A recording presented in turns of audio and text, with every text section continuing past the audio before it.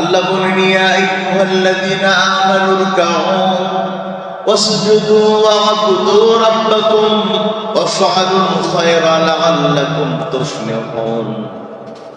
আমার আল্লাহ বলেন যারা ঈমানদার তারা যেন রুকু করে, তারা সিজদা করে, তারা তার রবের ইবাদত করে, তারা ভালো ভালো কাজ করে, লাআল্লাকুম তুফলিহুন, যাতে করে তারা সফল হতে পারে, যাতে করে তারা কি হতে পারে, সফল হতে পারে। ঈমানদারেরা রুকু করে, ঈমানদারেরা সিজদা করে। অন্য জায়গায় আল্লাহ কি বলছেন সূরা আলাকের একদম শেষে, ওয়াসজুদ ওয়াক্তারিব, সিজদা দাও আল্লাহর নিকটবর্তী হয়ে যাও, সিজদা দাও আল্লাহর নিকটবর্তী হয়ে যাও।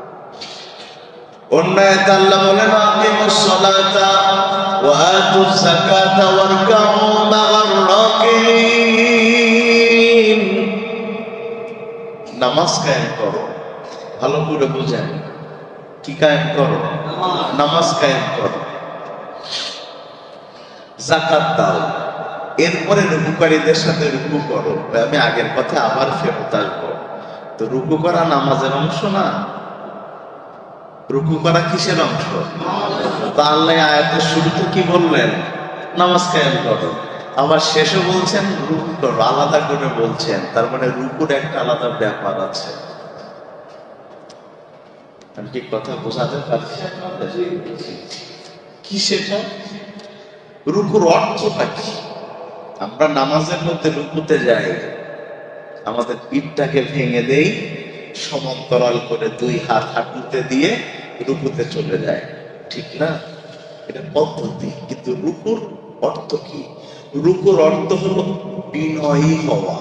বলেন কি হওয়া? কি হওয়া? বিনয়ী হওয়া। কার প্রতি? চূড়ান্ত ভাবে অবনত হওয়া আল্লাহর প্রতি। চূড়ান্ত ভাবে কার প্রতি অবনত হওয়া? এর অর্থ কি? মানে আমার জীবনের শুরু এবং শেষ আল্লাহর নীতির উপরেই চলবে। এটার নাম হলো অবনত হওয়া। এটার নাম কি? অবনত হওয়া। একজন মানুষ সালাতে যখন দাঁড়িয়ে যায়, হাতটা উপরে তুলেছে, আল্লাহর কাছে সারেন্ডার হয়েছে, আল্লাহকে সর্বশ্রেষ্ঠ ঘোষণা দিয়া সালাতের মধ্যে সে দাঁড়িয়ে গিয়েছে। দাঁড়িয়ে যাবার পরে সালাতের মধ্যে যেই সমস্ত কর্মকাণ্ডগুলো গঠিত হয় অনেকটা জেলখানার সাথে মিল হয়। কিসের সাথে? জেলখানায়। জেলখানায় আপনি যাবেন, আপনার নামটাম লিখে একটা জিনিস হাতে ধরিয়ে দিয়ে ছবি তোলে। জেলখানায় গিয়েছেন না? আপনারা অনেকে গিয়েছেন। সে আপনি রাজা বাদশাহ যাই হন, একটা স্লেট, ওই স্লেটের উপর আপনার নামটাম লিখে দিয়ে কি করবে? ছবি তুলে নেবে। শুরু হয়ে গেল। এখন আপনি জেলখানায় গিয়েছেন। অবনত হওয়ার মানে কি? ভালো করে বুঝেন। জেলখানার মধ্যে অনেক সময় মন্ত্রীরা ঢোকে না? ফখরুদ্দিন মঈনুদ্দিনের আমলে খালি তো মন্ত্রী না, সাবেক 2 প্রধানমন্ত্রী ঢুকাইছে না? ঢুকাইছে। তার মানে বিপদে পড়লে প্রধানমন্ত্রী হোক আর এ হোক যাওয়া তো লাগে। তো প্রধানমন্ত্রী এখন জেলে গিয়েছে, সুতরাং সাবেক প্রধানমন্ত্রী বা বর্তমান প্রধানমন্ত্রী জেলে গিয়েছে, জেল এখন বর্তমান প্রধানমন্ত্রীর আইনে চলবে। হ্যাঁ, মাশাআল্লাহ। কার আইনে চলবে? জেলের আইনে। সিলেট হাতে ধরায় দিয়েছে, সিলেট ধরতে হবে। খাবারের যে নির্দিষ্ট টাইম দিয়েছে, ওই টাইমে খাবার খাইতে হবে। মাঝে মধ্যে আবার গুনান মারে, গোনে না? যদি একজন কম পাওয়া যায়, চারিদিকে এমন বাঁশি মারা শুরু হয়, মনে হয় 3য় বিশ্বযুদ্ধ লেগে গেছে। আবার জেলখানার মধ্যে মাঝে মধ্যে ওদের কিছু এক্টেরিয়াল টাইম চলে। মানে কেউ যদি পালায়, বা যদি কোনো অপারেশন চালাতে হয় তাহলে পুলিশের ভূমিকা কি থাকবে? ওই লোকজন দাঁড়িয়ে থাকা অবস্থায় হঠাৎ তারা বাঁশি দিয়ে অপারেশন শুরু করে, এর মধ্যে আপনার ঘরের মধ্যে ঢোকা লাগবে, নিরাপদ জায়গায় যাওয়া লাগবে, নতুবা হাতের বাড়ি, ওই লাঠির বাড়ি। যে হুজুরকে আপনি জানেন, আমিও তো 31 দিন জেল খাটিছি, তাই জানি আর কি, জেল না খাটলে আর জানতাম। ওই নির্দিষ্ট টাইমে গোসল। আমি মাদ্রাসার কাজে কয়েকদিন ধরে আসরের পরে মাগরিবের পরে গোসল করছি, সময় পাচ্ছি না। জেলখানায় কি এটা চলবে? ওই নির্দিষ্ট টাইমে গোসল, খানা নেয়ার জন্য ওই পিছনে দাঁড়িয়ে থাকা লেগেছে একটা এ নিয়ে, অথবা খাবার কিনে, খাবার দিয়ে কিনে খাবেন তাও ইচ্ছা মতো না, একটা টাইমের মধ্যে। তো জেলখানার মধ্যে গেলে যেমন একজন মানুষ তার ঘুমাতে যাওয়া, ঘুম থেকে ওঠা, সার্বিক পরিস্থিতি ওই জেলের আইনে মানা লাগে, আর শুরু করা লাগে হাতটা সারেন্ডার করে। একজন মুমিনের জীবন ঠিক তেমন, নামাজে যেমন সে দাঁড়িয়েছে হাত সারেন্ডার করে, নামাজের সালাম ফেরানো পর্যন্ত যেমন সে আল্লাহর আইনের বাইরে কোনো পদক্ষেপ নিলে তার নামাজ হবে না, একজন মুমিন তার জীবন চলার পথে আল্লাহর আইনের বাইরে একটা নতুন কোন আইন গ্রহণ করলে তার ঈমান থাকবে না, ঈমান থাকবে না। অবনত হওয়া, অবনত হওয়া, একজনের প্রতি অবনত হওয়া, তার মানে তাকে মেনে নেয়া, তার কথাগুলো মেনে নেয়া, তার আদর্শকে গ্রহণ করা। অবনত হবে, বিনয়ী হবে। মানুষ সবচেয়ে বিনয়ী হয় কিসের মধ্যে? সালাতের মধ্যে। বলেন কিসের মধ্যে? সালাতের মধ্যে। সালাতের মধ্যে মানুষ বিনয়ী হয়েছে। ওই যেটা বলছিলাম, সালাত শুরু হয়ে গেছে, আল্লাহু আকবার বলে হাত বেঁধে ফেলেছেন। হাত বেঁধে ফেলার পরে বান্দা পড়ছে, কুলিন্না সালাতি ওয়া নুসুকি ওয়া মাহইয়ায়া ওয়া মামাতি লিল্লাহি রাব্বিল আলামিন। হাত বাঁধার পরে রাসূল এটা পড়তেন, তাকবীরে তাহরিমা বাঁধার পরে রাসূল এটা পড়তেন। আপনারাও পড়বেন, সুযোগ হলে পড়বেন। আবার রাসূল এটাও পড়তেন, ইন্নী ওয়াজ্জাহাতু। আমরা যেটা পড়ি শুরুতে, ওই যে যায় নামাজে দাঁড়ায়, রাসূল এটা পড়তেন হাত বাঁধার পরে। যে তিনটা দোয়া পড়তেন, তিনটার সাথে অবনত হওয়ার চরম একটা মিল, আল্লাহর প্রতি ঝুঁকে যাওয়ার চরম একটা মিল। কেমন? প্রথম পড়লেন, কুলিন্না সালাতি ওয়া নুসুকি ওয়া মাহইয়ায়া ওয়া মামাতি লিল্লাহি রাব্বিল আলামিন। আপনি বলে দিলেন আমার জীবন, আমার মরণ, আমার নামাজ, আমার কুরবানি সব আল্লাহর জন্য। তো জীবন যদি আল্লাহর জন্য হয়, তাইলে ওই জীবনকে আল্লাহর আইনের বাইরে আর কারোর আইন মানতে পারে না। আপনি চূড়ান্ত অবনত হয়েছেন কার দিকে? জোরে বলেন না, কার দিকে? এরপরে আপনি কি করছেন? ইন্নী ওয়াজ্জাহাতু ওয়াজহিয়া লিল্লাযী ফাতারাস সামাওয়াতি ওয়াল আরদা হানিফা ওয়া মা আনা মিনাল মুশরিকিন। আপনি যে পড়লেন, দুনিয়ার সব দিক থেকে আমি আমার মুখ ফেরালাম, আমি ব্যক্তি পূজা ছেড়ে দিয়েছি, আমি দল পূজা ছেড়ে দিয়েছি, আমি তাগুতের তৈরি করা আইনের পূজা ছেড়ে দিয়েছি, আমি দুনিয়ার যত শিরিক আছে ছেড়ে দিয়েছি, আমি সব কিছুকে ছেড়ে দিয়ে একমাত্র আল্লাহর দিকে মুতাওয়াজ্জহ হয়েছি। তার মানে আমার ব্যক্তি জীবন আলাদা বলতে কোনো কিছু নাই। আল্লাহর কথাই আমার কথা, আল্লাহর দেয়া কাজই মুমিনের জীবনের একমাত্র কাজ। আমার ব্যক্তিগত বলতে আর কোনো কিছু নেই। তা আপনি নামাজে দাঁড়িয়ে চূড়ান্ত অবনত হয়েছেন কার দিকে? এবার আপনি সূরাতুল ফাতিহা পড়া শুরু করেছেন, আলহামদুলিল্লাহি রাব্বিল আলামিন আর রহমানির রহিম মালিক ইয়াউমিদ্দিন। এরপরে অবনত হবার জন্য এবার আপনি আল্লাহর সাথে কথা বলতে শুরু করেছেন। আপনি অবনত হওয়ার একের চরম ভাবে পরিচয় দিয়ে বলছেন, ইয়াকা না'বুদু ওয়া ইয়াকা নাস্তাঈন, আমি একমাত্র আল্লাহর ইবাদত করি, আল্লাহর কাছে সাহায্য চাই। অবনত হয়েছি কার দিকে? ইবাদত করি আমি কার? মিথ্যা কথা।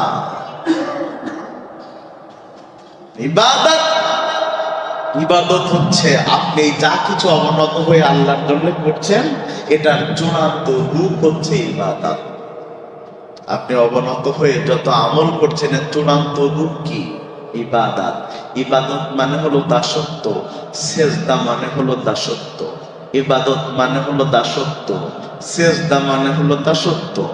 পুরো নামাজটাই আপনাকে আল্লাহর দাসত্বগিরি করার জন্য আল্লাহ শিখিয়েছেন। কিন্তু আমরা সালাত পড়ছি সালাত পড়ার মতোই, বাকি জীবনের শিক্ষা নাই। আপনি বলছেন আমি ইবাদত করি কার? জোরে বলেন, আমি ইবাদত করি কার? আসলে বাস্তব জীবনে তাই না। আপনি নামাজ পড়ছেন আল্লাহর পদ্ধতিতে, ব্যবসা করছেন কার পদ্ধতিতে? রাসূলের পদ্ধতিতে? কোথাও নাই, খুঁজে পাওয়া যাবে না। কসম দিয়ে ব্যবসা আছে না আমাদের সমাজে? কসম দিয়ে ব্যবসা করলেন, 50 টাকা লাভ বেশি হলো। গ্রামের আপা আপনার কাছে কাপড় কিনতে গেছে, কত দাম? আপনি বলতেছেন বু, আল্লাহর কসম 450 টাকায় কিনা। তুই আমার বু হইস, পাশের বাড়ি বাড়ি, তুই 10 টাকা লাভ দিয়ে 460 টাকা দিয়ে নিয়ে যা। আপনার কিনা ছিল 350 টাকা। ও আল্লাহর কসম দিকে মনে করছে 100 টাকার জন্য কি আল্লাহর কসম দিবে?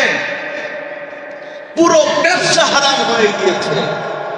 কারণ আল্লাহর নামকে ব্যবহার করে যারা মিথ্যা কথা বলবে, টোটাল হারাম। টোটাল কি? টোটাল হারাম।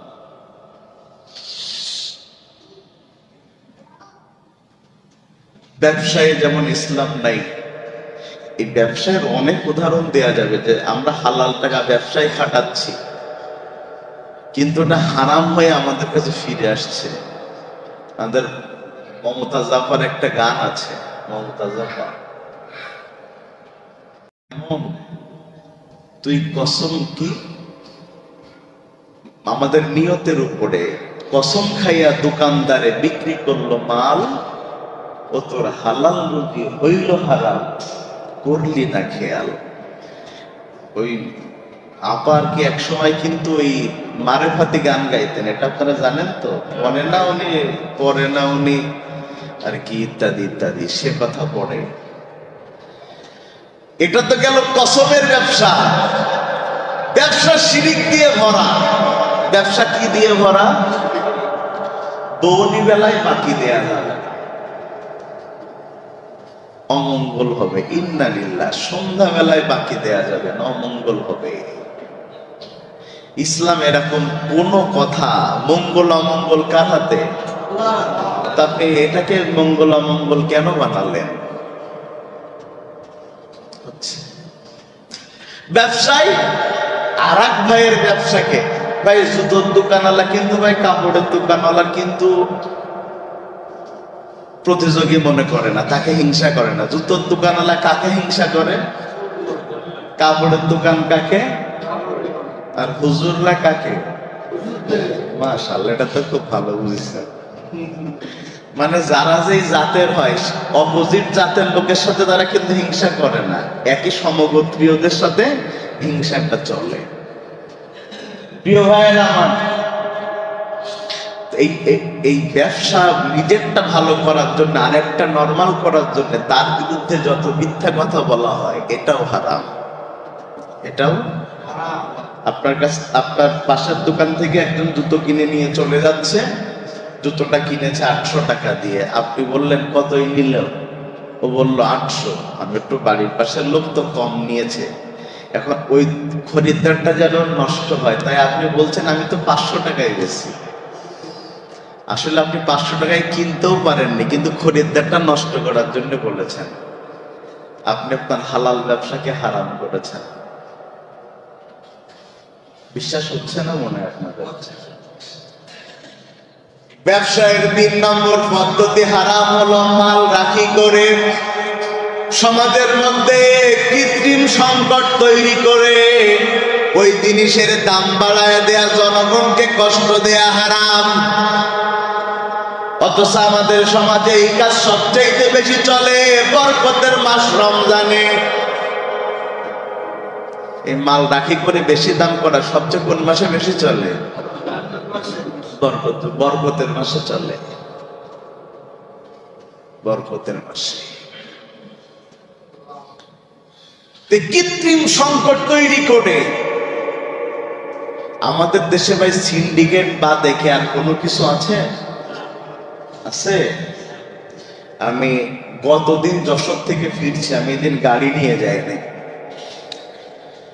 তো আমি প্রাইভেট স্ট্যান্ডে এসেছি, যেটা ফিরতি গাড়ি যেগুলো আসে একটা গাড়িও কেন বলেন নাই।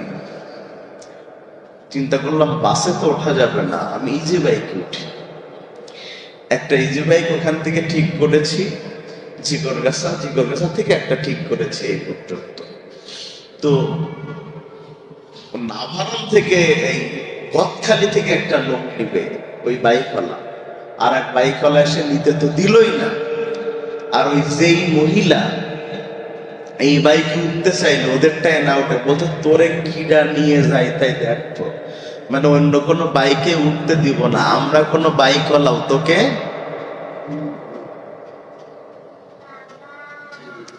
সিন্ডিকেট। সারা দেশে গরুর গোশতের দাম কমছে, বেনাপোলে কমছে না কেন? সিন্ডিকেট। সবার সাথে আলাপ, 1 টাকাও কমে দিতে পারবে না। ঔষধ, মানুষের জীবন বাঁচানো, সিন্ডিকেট। লাভের জন্য, দেখেন এই লাভের ক্ষেত্রে সবাই একমত। সিন্ডিকেট মানে লাভের ক্ষেত্রে সবাই কি? সিন্ডিকেট মানে লাভের ক্ষেত্রে সবাই কি? এই কথাগুলো যদি কোনো ব্যবসায়ী সমাবেশে বলতে পারতাম তাহলে বেশি লাভ হতো। তো মানুষ ব্যবসা ইসলাম মানছে না। বলেন, মানুষ ব্যবসা ইসলাম, অর্থনীতিতে কি মানুষ ইসলাম মানছে? সমাজে প্রচুর পরিবার আছে যেই পরিবারগুলোর খুব বেশি ইনকাম নাই কিন্তু খুব ভালো চলছে। খোঁজ নিলে দেখা যাবে ধানে টাকা ছাড়া আছে। কথা বলছেন না? কিসের টাকা ছাড়া আছে?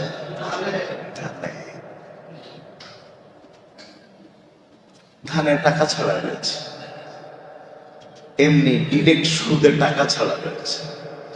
আমি এর আগে বলেছিলাম যে কোন এক সুদখোরকে আমি জিজ্ঞেস করেছিলাম, ভাই সুদ খাওয়া তো হারাম। ও বলতেছে হারাম না, বরং আমি মানুষের উপকার করছি, এর জন্য আল্লাহ আমার এক্সট্রা সওয়াব দেবে।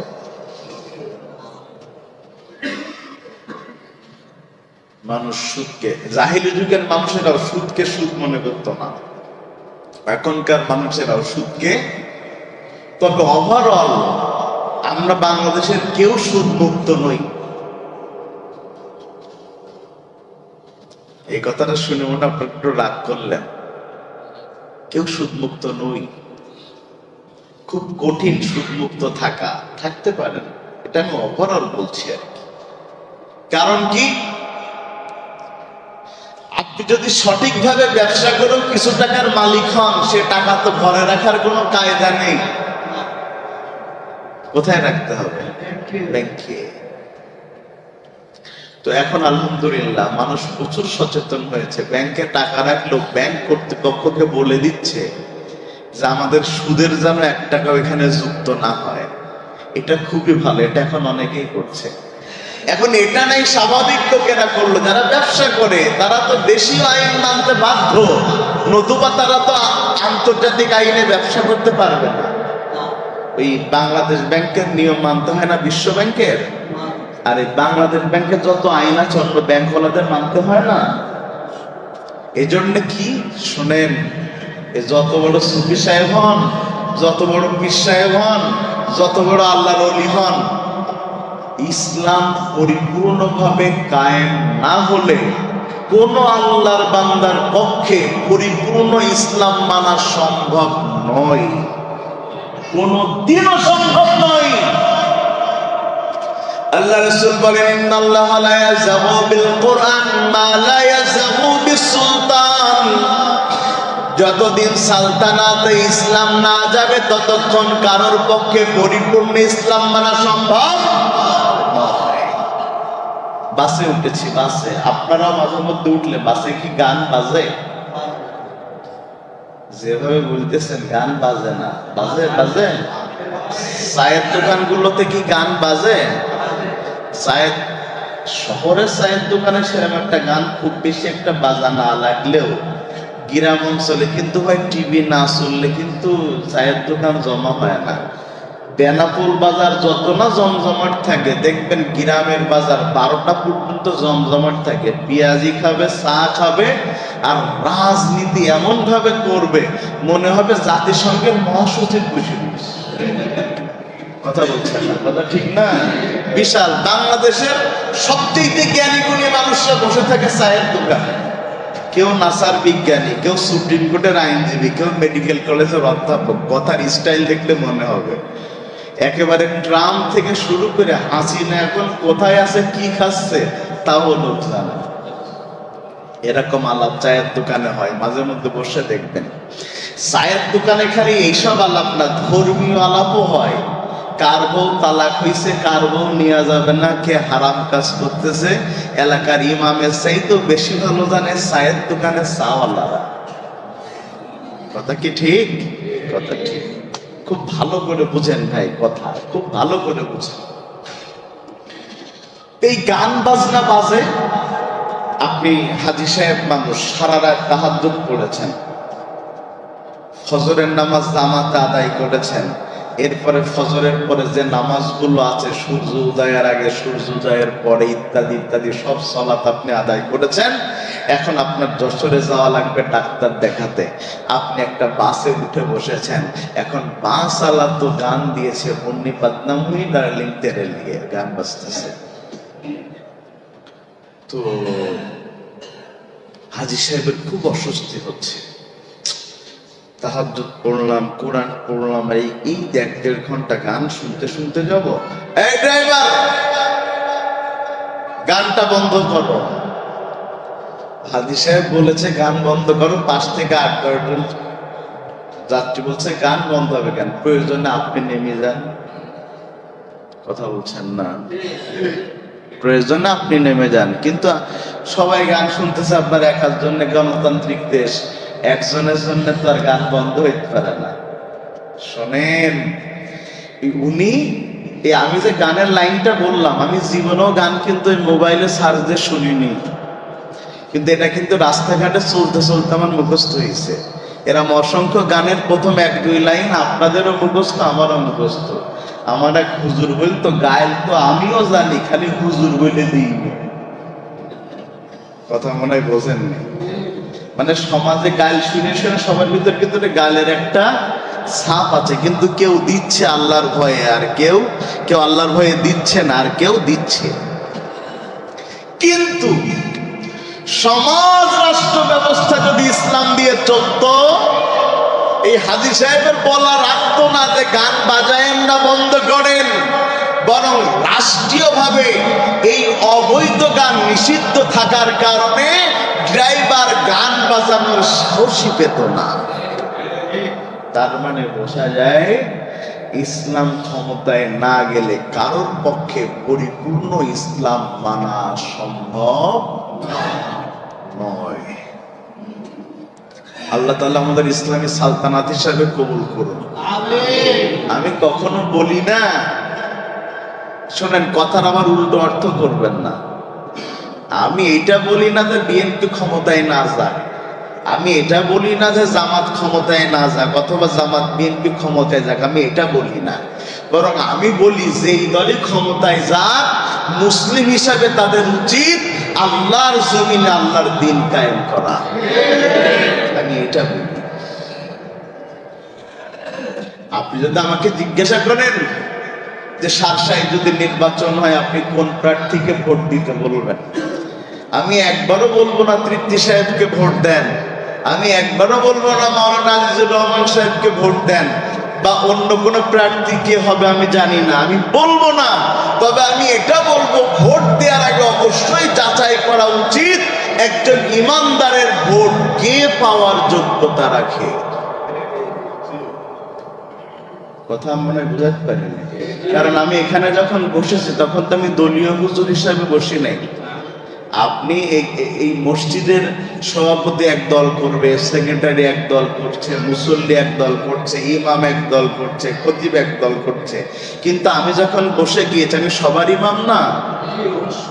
আমার তো প্রচার করতে হবে সত্যের, আমার তো প্রচার করতে হবে হকের। কথা কি বুঝাতে পারিস? তাইলে বাস্তবতা হলো যতক্ষণ ইসলাম কায়েম না হবে ততক্ষণ পর্যন্ত পরিপূর্ণ ইসলাম মানা সম্ভব নয়। আমরা আবার আগের কথায় ফিরে যাব, ইয়াকা না'বুদু ওয়া ইয়াকা নাস্তাঈন। আমরা ইবাদত করি কার? আল্লাহ। আমরা সাহায্য চাই কার কাছে? সত্যি কথা। শোনেন, আমরা সবকিছু চাই মানুষের কাছে, আর না পাইলে বিচার দিই আল্লাহর কাছে। কথাটা কিন্তু অর্থ বুঝতে হবে ভাই। আমরা সব চাই কার কাছে? মানুষের কাছে। এবার ওই মানুষ না দিলেই বিচার দিই কার কাছে? কিন্তু চাওয়ার দরকার ছিল কার কাছে? ভালো করে বুঝেন, যদি কোনো মানুষের মুখাপেক্ষী হন, আল্লাহ আপনার উপর থেকে তার হাতকে তুলে নেন, আপনাকে আপনার উপরে ছেড়ে দেন। কিন্তু যদি ওই জিনিসটা আপনি কোনো মানুষের কাছে না চেয়ে আল্লাহর কাছে চান, তাইলে আল্লাহ নিজেই আপনার জন্য এমন একজন মানুষকে সেট করে দেন যে কিনা আপনার ওই কাজটা নিজের হয়ে উদ্ধার করে দিবে। আপনি যদি আল্লাহর কাছে চান তাহলে আল্লাহ কি তৈরি করে দিবে? আপনার জন্য কি তৈরি করে দিবে? মানুষ তৈরি করে দিবে। আর যদি আপনি মানুষের কাছে চান তাহলে আল্লাহ আপনার উপরে যে অভিভাবকত্বের হাত আছে ওই হাতকে তুলে দিবেন। আপনি যতদিন বাঁচবেন মানুষের মুখাপেক্ষী হয়েই বাঁচা লাগবে। বন্ধুগণ আমার, খুব মন করে মন দিয়া কথাগুলো শোনেন। একজন মানুষের সর্বশ্রেষ্ঠ অভিভাবক কে? সবাই বললেন না। মানুষের সর্বশ্রেষ্ঠ অভিভাবক কে? একটু আরেকটু জোরে বলেন না। সবচেয়ে বড় অভিভাবক কে? আমাদের ভালো মন্দ কে করেন? আমাদের সুবিধাগুলো অসুবিধাগুলো দূর করে সুবিধায় কে পরিণত করেন? আল্লাহর কাছে। এখানে যারা বসে আছেন, অসুস্থ হলে ডাক্তারের কাছে যাওয়ার আগে আল্লাহকে বলেছেন। হাত তুলতে বললে খুব কম হাত উঠবে, ঠিক নয় কি? ঠিক। আমরা মানুষের কাছে আগে চাই, যখন তার কাছে না পাই এবার আল্লাহর কাছে চাই। এটা থেকে দূর হতে হবে। আগে আল্লাহর কাছে চাওয়া লাগবে। বলেন, আগে কার কাছে চাওয়া লাগবে? আল্লাহর কাছে চাওয়া। আমাদের অনেকে বলে, সেদিন একজন বলছে যে হুজুর একটা চা খান।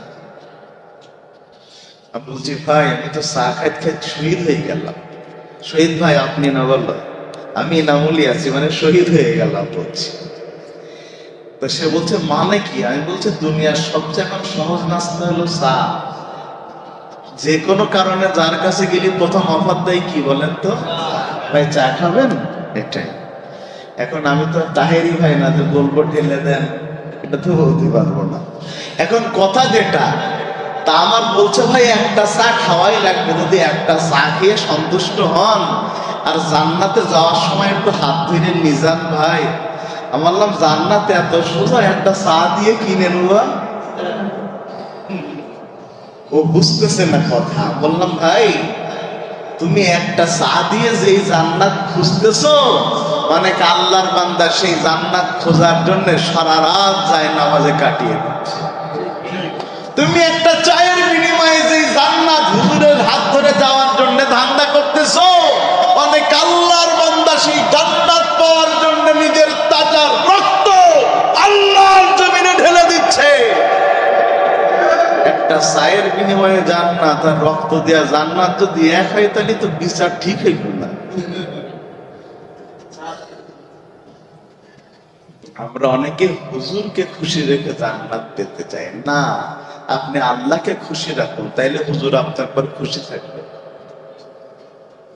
আপনি আমল তো 1 কোটি আমলকে খুশি রেখে আপনি জান্নাত পাবেন না, কারণ আমি যে জান্নাতে যাব সেই গ্যারান্টি তো আমার নাই।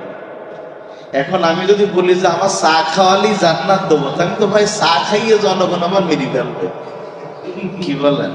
সবাই যদি আপনার 1 কাপ চা নেন, যে 1 কাপ চা দিলে না বলে তো জান্নাত দিচ্ছে, তা আমার তো ওয়াজ করা হবে না, চা খেয়েই মরে যাওয়া লাগবে। শুনেন, আমরা চাইবো কার কাছে?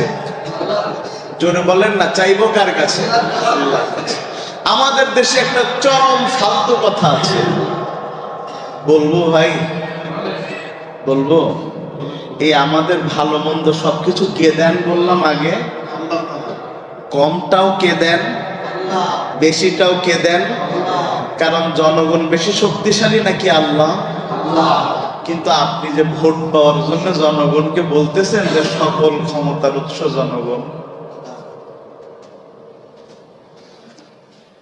আপনি কোন সোর্সে আপনি এই কথা বলছেন সকল ক্ষমতার উৎস জনগণ? অথচ আপনি কোরআন পড়েছেন হাজারো বার, কোরআন ছাড়া আপনি চলতে পারেন না। সেই কোরআনের পাতায় পাতায় পাতায় পাতায় লেখা রয়েছে সকল ক্ষমতার উৎস হচ্ছেন আল্লাহ। তা আপনি কোরআন পড়ে দেখলেন যে ক্ষমতার উৎস আল্লাহ, রাজনৈতিক স্বার্থে সেটাকে উল্টায়া আপনি ক্ষমতার উৎস বানালেন জনগণকে। এই জন্য আল্লাহ জনগণকে দিয়ে আপনাকে সম্মানিত করেন, আবার জনগণকে দিয়ে মাঝে মধ্যে জুতা পিটা খাওয়াইয়া আল্লাহ প্রমাণ করে দেন ক্ষমতার উৎস আমি আল্লাহ, তোর জনগণ। এটা যদি আপনি আল্লাহমুখী করতেন, এই মাঝে মধ্যে জুতোর বাড়িটারি খাওয়া লাগতো না। একটা কথাই অনেক দূর চলে যাচ্ছি। রুকুর অর্থ বলছিলাম, রুকুর অর্থ কি হওয়া? অবনত হওয়া, বিনয়ী হওয়া। তো বিনয়ী যারা, তারা সালাতে বলছে যে আমরা ইবাদত করি কার? সেজদা দিই কার কাছে? আল্লাহর কাছে। রুকুতে চলে গিয়েছেন, রুকুতে গিয়েছেন। শোনেন, এই নামাজের মধ্যে 4টা দোয়া আছে, যেই 4টা দোয়া করলে ফেরেশতারা আমিন বলে। ফেরেশতারা কি বলে? আমিন। আর ওই আমিন যদি আল্লাহ কবুল করেন তো জীবনের গুনাহ খাতা মাফ হয়ে যায়। সুবহানাল্লাহ। প্রথমটা কি? ইয ক্বালা ইমামু গায়রিল মাগদুবি আলাইহিম ওয়ালাদ-দাল্লিন কুলু আমিন। যখন তোমার ইমাম বলে গায়রিল মাগদুবি আলাইহিম ওয়ালাদ-দাল্লিন, তখন তুমি বলবা আমিন, তখন তোমরা বলবা আমিন। কারণ ওই সময় ফেরেশতারা আমিন বলে। যদি বান্দার বলা আমিনের সাথে ফেরেশতাদের বলা আমিন মিলে যায়, আল্লাহ ওই বান্দার অতীত জীবনের সকল সগীরা গুনাহ খাতা আল্লাহ মাফ করে দেয়। এরপরে ইমাম যখন রুকুতে যায়, মুসল্লি ইমাম যায়, উঠে দাঁড়ায়, সামি আল্লাহু লিমান হামিদা বলে। ওই সময় যদি কোনো বান্দা বলতে পারে রব্বানা লাকাল হামদ, ওই সময় ফেরেশতারাও বলে রব্বানা লাকাল হামদ। যদি দুইটার সাথে মিলে যায়, জীবনের গুনাহ খাতা আল্লাহ মাফ করে দেয়। সাহাবে একজন তো বেশি বলে ফেলেছেন হামদান কাসীরান তাইয়িবান মুবারাকান ফিহি।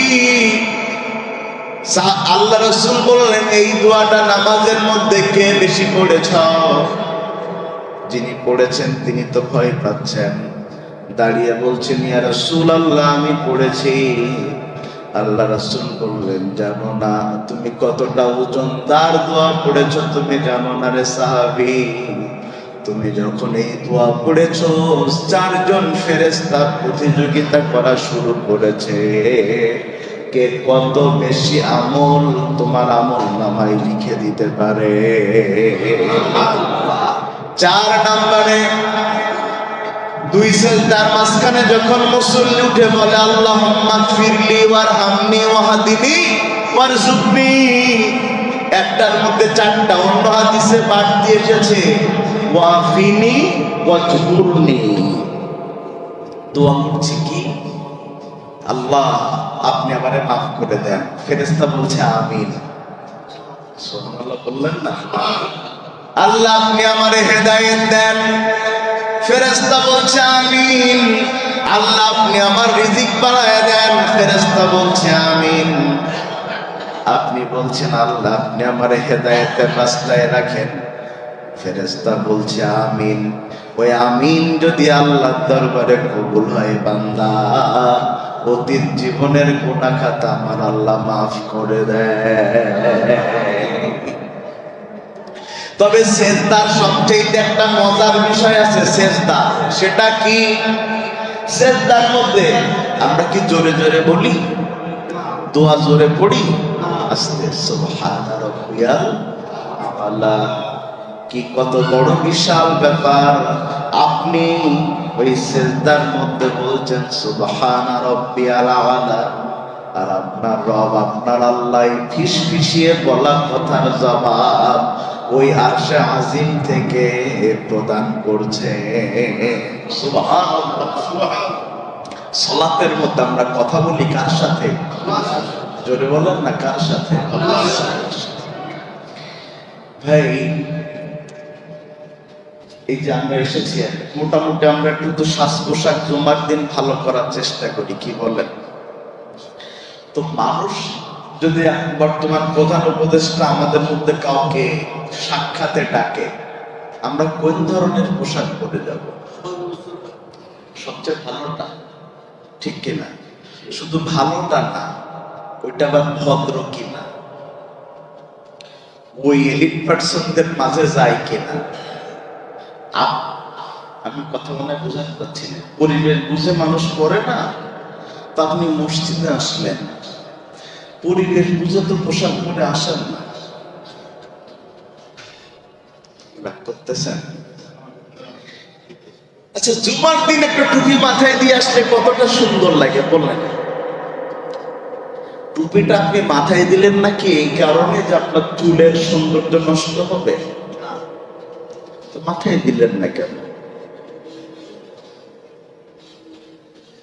আমি এটা মনে করি মসজিদের ইউনিফর্ম, টুপি মাথায় দিয়ে আসবেন। আমি এটা বলি না যে টুপি মাথায় না দিলে নামাজ হবে না, এটা কিন্তু আমি বলছি না। টুপি মাথায় দিবেন। আপনার এত সুন্দর সুন্দর পাঞ্জাবি আছে, খালি 2 ঈদের দিন পড়েন আর ওই যে বন্ধুদের বসা কেক খাওয়ানির দিন পড়েন, বার্থডের দিন পড়েন, এই 2-1 দিন পরে এই আর কি। মসজিদে আসছেন, সবচেয়ে সুন্দর পোশাকে আসবেন। সবচেয়ে দামি পোশাকে কোথায় আসা উচিত? কারণ আপনি এসে কার সামনে দাঁড়াচ্ছেন? আল্লাহর সামনে দাঁড়াচ্ছেন। আল্লাহর সামনে দাঁড়াচ্ছেন সবচেয়ে সুন্দর পোশাকে। বাইরে ঘুরতে যাওয়ার সময় তো আতর টাতর মাখিয়ে নিজেও মাখতেছেন, বড় মাখাচ্ছেন, মাখিয়ে ওই মোটরসাইকেলের পেছনে তুলে দিয়ে যাচ্ছেন। সেই কি বলে বাহাদুরপুরে এখন কি খুলেছে সে কিবোর্ড, স্পিড বোর্ড, যাচ্ছেন ঘুরতে সেন্টেন মেখে কায়দা করে করতেছেন। আর মসজিদে যখন আসছেন কোনোদিন একটু আতর মেখে আসার সুযোগ নেই। বা একটু সামনের দিকে এগিয়ে আসা যায়? একটু একটু এগিয়ে আসছেন, একটু একটু। ভাই কথা কি শুনতেছেন? তো মসজিদে আসবো আমরা সবচেয়ে ভালো পোশাকে, মনে থাকবে ইনশাআল্লাহ। টুপিটা মাথায় দিয়ে আসা যাবে ইনশাআল্লাহ, ইনশাআল্লাহ, ইনশাআল্লাহ। মাঝে মধ্যে বল ফিল্ডে ক্রিকেট খেলা, ফুটবল খেলা হয় ভাই, একটু সবাই বলেন না। তো খেলা শুরু হলে শেষ না করে কি চলে আসে ওই জনগণ? তো আপনারা আমরা সালাম ফেরানোর সাথে সাথে ফরজ নামাজে উঠে দৌড় মেরে কোনে যান ভাই? কোনে যান? আর একটু বলেন, মানে আসলে কি খুব কষ্ট হয়ে যায় আর 5টা মিনিট সালাত আদায় করতে? তুটে দৌড় মারেন কেন? খেলা হচ্ছে, খেলা শেষ না করে চলে আসছেন না। জনসভা হচ্ছে, জনসভা শেষ না করে চলে আসছেন না। সিনেমা দেখছেন, সিনেমা দেখতে দেখতে মোবাইলে ডাটা গেছে পুরায়ে, ওয়াইফাই কারেন্ট নাই। আবার ফোন দিয়ে বন্ধুদের বলতেছেন, ভাই 220 টাকা মেরি দে, কথা বলতেছেন না। তারপর 220 টাকা মাইতেছেন, মেরে কয়েক জিবি কিনতেছেন, কিনে বাকিটা শেষ না করে আপনার ঘুম হবে না। আর আপনি মসজিদে এসেছেন, হুজুর সালাম ফিরায়, আমি তো এদিক না তাকালেও তো ভাই হাঁটার অভাব দেখি তো বুঝি। মানে একজন তার বোর মাইতেছে, মারি ঠেলে, বউ বলছে তুমি যে আমার এত মারা মাছ চাও, তোমার উদ্দেশ্য কি রাখবা না? বলছেন মারির ওজন দিকে বুদ্ধিস না, তো রাখবো কি না রাখবো। তা আমি যখন সালাম ফেরাই আপনাদের উঠাই তো বুঝি যে কিছু মানুষ দৌড় মারতেছে। মারতেছেন কেন দৌড়? এই 5টা মিনিটে যে 4 রাকাত নামাজ আপনি পড়বেন না কেন? এই 4 রাকাত আমার বলেন। ইয়াং ছেলেরা এখান থেকে বেরিয়ে ওখান থেকে 20 মিনিট গল্প করবে, ওই কোনায়, কিন্তু এখানে 4 রাকাত নামাজ পড়ে যাবে না কেন? হ্যাঁ, যদি কেউ এখান থেকে যে বাড়ি পড়ার সুন্নাত আছে পড়েন, এক্ষেত্রে আমাদের কোনো আপত্তি নাই, কিন্তু টোটালি পড়লেন না। আসেন তো অনেকে শেষের দিকে, সে আপনাদের ওয়াজ শুনতে ইচ্ছা না করলে আপনারা এসে নামাজ ধরবেন, এটা আপনাদের ব্যাপার, এ নিয়ে তো আর কোনো জোর জবরদস্তি আমাদের নাই। কিন্তু সলাতের প্রতি একটু বিনয়ী হন, সলাতটা ঠিকঠাক হোক, সালাম ফেরানোর পরে বাকি যে সলাতটা আছে সেটা শেষ করে চলে যায়। পারা কি যাবে ভাই? আজকে কি আমি সালাম ফিরিয়ে আবার কি গুটগুট আওয়াজ শুনবো কিনা তা আল্লাহ জানে। আজকে দিনটা সেই, অনেকে চিন্তা করবেন যে থাক আজকে দিন না যায়, হুজুর সামনের দিন ভুলে যাবেন, তখন আবার যাওয়া যাবে না আর কি। শুনেন, কথা শেষের দিকে আসি। আল্লাহর প্রতি চূড়ান্ত অবনত হওয়া, এটা হচ্ছে রুকু। আর সেজদা, সেজদা হচ্ছে আল্লাহর দাসত্ব মেনে নেয়া। বলেন, কার দাসত্ব মেনে নেয়া? কার দাসত্ব মেনে নেয়া? আরো জোরে বলেন, কার দাসত্ব মেনে নেয়া? আমরা বাংলাদেশে যারা আছি তারা সবাই স্বাধীন না? স্বাধীন, কিন্তু আমরা অনেকের আন্ডারে চাকরি করি। কথা কি ঠিক ভাই? চাকরি করি, তা চাকরি আমাদের টাইম বেঁধে দিয়েছেন কর্তৃপক্ষ, যে সকাল 9টায় আসতে পারবেন, 1টা 20 মিনিটে ছুটি হবে, খাওয়া দাওয়ার জন্য আর নামাজের জন্য টাইম দেয়া হবে 1 ঘন্টা 10 মিনিট, আবার 2:30টার সময় এসে হাজির হবেন, রাত 9টা পর্যন্ত কাজ করবেন। এই যে 9টা থেকে রাত 9টা পর্যন্ত আপনি ওই মানুষটার কাছে চাকুরিতে আবদ্ধ হয়েছেন। এখন এই 9টা থেকে 9টার মধ্যে আপনি ইচ্ছা করলেই বাইরে যেতে পারবেন। হ্যাঁ, যদি যান চাকরি থাকবে? মানুষ, স্বাধীন পরিবার, আপনার নিজের ঘর, নিজের বাড়ি, একটা চাকুরিতে আবদ্ধ হবার কারণে যদি সকাল 9টা থেকে রাত 9টা আপনি নিজের মর্জি মতো চলতে না পারেন, ওই মালিকের মর্জি মতো চলা লাগে, নিজের পছন্দ না হইলেও আপনি আল্লাহটা খাচ্ছেন, আল্লাহটা পড়ছেন, আপনার তো 24 ঘন্টায় আল্লাহটা মানা উচিত। পছন্দ হইলেও মানতে হবে, না হইলেও মানতে হবে। কষ্ট, আল্লাহর আইন মানা যে একেবারে কষ্ট না সেটা কিন্তু আমি বলছি না, কারণ এর আগে আমরা একবার জান্নাতে যাওয়া সহজ না জাহান্নামে যাওয়া সহজ, এই বিষয়ের উপর রস করেছিলাম। আপনাদের কি মনে আছে? একটা হাদিস আপনাদের, আমি লম্বা একটা হাদিস আমি আপনাদেরকে শুনিয়েছিলাম। শুনেন, আল্লাহর দাসত্ব মানে ওই যে সেজদায় যে আমরা কি লাগাই, কথা বলছেন না, কি লাগায়? তার মানে কি? আল্লাহ তোমার কাছে আমার চাইতে দুর্বল আর কেউ নাই। আমি কি দুর্বল, মাথা লাগিয়ে দিয়েছি, এখন দুর্বলতা আল্লাহর দাসত্ব স্বীকার করছে। আল্লাহ আপনার দাসত্ব আমি এমন ভাবে স্বীকার করছি, হে রব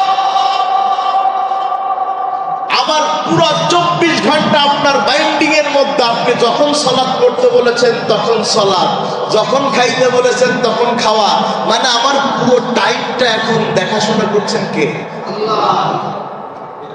আল্লাহ, আল্লাহর দাসত্ব মানতে হবে। সেজদায় যত লম্বা থাকবেন তত বেশি আপনার প্রতি আল্লাহর ভালোবাসা, আল্লাহর প্রতি আপনার ভালোবাসা বাড়বে। বুখারীর বর্ণনায় আল্লাহ রাসূলের সহধর্মিণী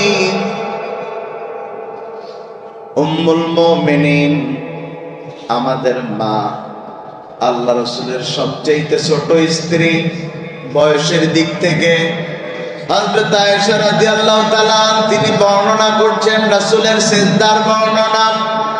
তিনি বলছেন একবার আল্লাহ রাসূল এশার সালাত পড়ে বাড়িতে আসলেন, এসে রাসূল ঘুমায় গেলেন। আল্লাহ রাসূল কিন্তু এশার পরে খাবার খাইতেন না, খাবার খাইতেন সাধারণত মাগরিবের পরে, খাবার খাইতেন সাধারণত মাগরিবের পরে, ঘুমানোর আগে খাইতেন না। এখনকার ডাক্তাররাও তো আমাদের সেটাই বলে, সেটা বলছে না। আল্লাহ রাসূল এবার কিছুক্ষণ পরে ঘুম থেকে উঠলেন, ওযু করলেন। মা আয়েশা রাদিয়াল্লাহু তাআলা আনহা বলছেন আমি খেয়াল করলাম রাসূল ওযু করছেন, আমি বুঝলাম রাসূল এখন তাহাজ্জুদের সালাতে দাঁড়াবেন। আমি খেয়াল করলাম রাসূল সালাতে দাঁড়িয়ে তেলাওয়াত শুরু করলেন, আলিফ লাম মিম যালিকাল কিতাবু লা রাইবা ফীহি। আমি শুনতে শুনতে রাসূলের সুমধুর তেলাওয়াত শুনতে শুনতে ঘুমায় গেলাম। অনেক পরে আমার আবার ঘুম ভাঙলো, কিন্তু আমার মনে হলো রাসূল এখনো রুকুতে যান নাই। তেলাওয়াতের ধাসে আমার মনে হলো রাসূল তখন পড়ছেন সায়াকুলুস সুবহা পড়ছেন, দ্বিতীয় পারাতে চলে গিয়েছেন। রাসূল আমার এক রাকাত নামাজের তেলাওয়াতে তিনি বলছেন আমি আবারও ঘুমিয়ে পড়লাম। ঘুম থেকে উঠলাম, রাসূল আমার কিছুক্ষণ পরে রুকুতে গেলেন। রুকুতে যাওয়ার পরে রাসূলের কোনো নড়াচড়া নেই। আমি চিন্তায় পড়ে গেলাম কি হলো তার, কেন কোনো নড়াচড়া নেই, স্থির হয়ে গেছেন, কিন্তু শ্বাস নিঃশ্বাসের একটা আওয়াজ আমি শুনতে পাই। রাসূল সিজদায় গেলেন, রাসূল সিজদায় গেলেন আর উঠেন না। কিছুক্ষণ পরে আমি দেখতে পেলাম সিজদার মধ্যে ঠিক সেইভাবে রাসূলের কান্নার আওয়াজ বের হচ্ছে তার বুকের মধ্য দিয়ে। ওই পাতিলের মধ্যে পানি দিলে পানি যখন ফুটতে থাকে ঠিক যেইভাবে আওয়াজ হয় আল্লাহ রাসূল সেইভাবে কাঁদতেছেন। তাই চিন্তা করতেছেন রাসূল তো মাসুম, তার আগেও কোনো গুনাহ নাই, পরেও কোনো গুনাহ, তাইলে এত কাঁদে কেন? কিছুক্ষণ পর আমি দেখলাম মা আয়েশা বলছেন রাসূল আমার একেবারে নিস্তব্ধ হয়ে গেছেন, আমি আর শ্বাস নিঃশ্বাসেরও কোনো আওয়াজ শুনি না। আমি এবার চিন্তা করলাম কি হলো, তার উনি কি মারা গেলেন নাকি? আমি কাঁদতে শুরু করলাম, কেন শ্বাস নিঃশ্বাসের আওয়াজ শোনা যায় না, কি হলো তার? আমি চলে গেলাম, যে রাসূলের পায়ে চিমটি কাটলাম তিনি পা নাড়ালেন। তখন আমার মনে হলো আল্লাহ রাসূল এখনো দুনিয়াতে বেঁচে আছেন। রাসূল সালাত শেষ করলেন, তাকিয়ে দেখলাম রাসূলের পা গুলো ফেটে রক্ত বের হচ্ছে। আমি ডাক দিয়ে বললাম ইয়া রাসূলুল্লাহ ইয়া হাবিবাল্লাহ আনতা রাজুলুন গুফিরা লাহু মিন যামবিহি তাকাদ্দামা তাআখার। ও নবী আপনি তো সেই ব্যক্তি যার আগেও কোনো গুনাহ নাই, পরেও কোনো গুনাহ নাই, তারপরে এত কষ্ট করে সালাত আদায় করেছেন, পা ফেটে রক্ত বের হয়েছে, কি দরকার এত কষ্ট করার? আল্লাহ রাসূল বলছেন আফালা আবদান শাকুরা, আমি কি আমার আল্লাহর শুকরগুজারি বান্দা হব না? আমি গুনাহ মাফের জন্য সালাতে দাঁড়াই নাই, আমি সালাতে দাঁড়িয়েছি আমার আল্লাহর প্রশংসা করার জন্য, তার শুকরিয়া করার জন্য, যার জীবনের আগে পরে কোনো গুনাহ নাই, কোনো গুনাহ নাই, কোনো গুনাহ নাই, সে যদি এত লম্বা সিজদা দিয়ে রুকু দিয়ে পা কাটিয়ে ফেলতে পারে আল্লাহর বান্দা, আমরা সে আল্লাহর জন্য কতটুকু সময় এই জায়নামাজে দিয়েছি, কতটুকু সময় দিয়েছি। রাসূল সালাতের টাইম হলে পাগলের মতো হয়ে যেতেন, কতক্ষণে মসজিদে ঢুকবেন, কতক্ষণে মসজিদে ঢুকবেন। কারণ আল্লাহ রাসূলের বলা সেই হাদিস, আরশের নিচে 7 শ্রেণীর মানুষকে আমার আল্লাহ ছায়া দিবেন, যেদিন কিয়ামতের দিন আর কোনো ছায়া থাকবে না, সূর্য চলে আসবে মাথার উপরে। রাসূল বলছেন সেই সময় 7 শ্রেণীর মধ্যে 1 শ্রেণীর মানুষকে ছায়া দেয়া হবে, রাজুলুন কলবুহু মুআল্লাকুন ফিল মাসাজিদ, যারা কিনা মসজিদের সাথে তাদের হৃদয়কে আটকায় রাখে, এক ওয়াক্ত নামাজ পড়ে বের হয়ে গেলে মনটা খালি টানতে থাকে কখন পরে রক্তে মসজিদে যেতে পারবো। ও আল্লাহর বান্দার আজকের শেষ কথা, রাসূল যদি আমার এত খুশু খুজুর সাথে সালাত আদায় করে আল্লাহর দাসত্ব প্রকাশ করেন, বিনয়ী হন, তাহলে আমাদের মসজিদে আসার দরকার আছে না নাই? সবাই বলেন আছে না নাই? তাইলে শুধু জুমা নয়, আজ থেকে ওয়াক্তীয় নামাজও এক ওয়াক্ত ছেড়ে দেব না, পারা যাবে ইনশাআল্লাহ। সবাই হাত তুলে দেখাতে হবে, বলেন এ আল্লাহ, আজ থেকে ফরজ সালাত ছেড়ে দেব না। এই ওয়াদা আমাদেরকে পালন করার তৌফিক দান করে দাও। প্রিয় ভাইয়েরা, আমরা যেন এরপর থেকে অক্তীয় সালাতে মুসল্লি এক কাতার নয়, ভরা মুসল্লি পেতে পারি। শুধু এই মসজিদ বলে নয়, যেখানে আজান হবে সেখানে আমরা মসজিদে ঢুকে যাব, পারা যাবে ইনশাআল্লাহ ভাই? আল্লাহ আমাদের সকলকে তৌফিক দান করুন, আমিন। আসসালামু আলাইকুম ওয়া রাহমাতুল্লাহি ওয়া বারাকাতুহু।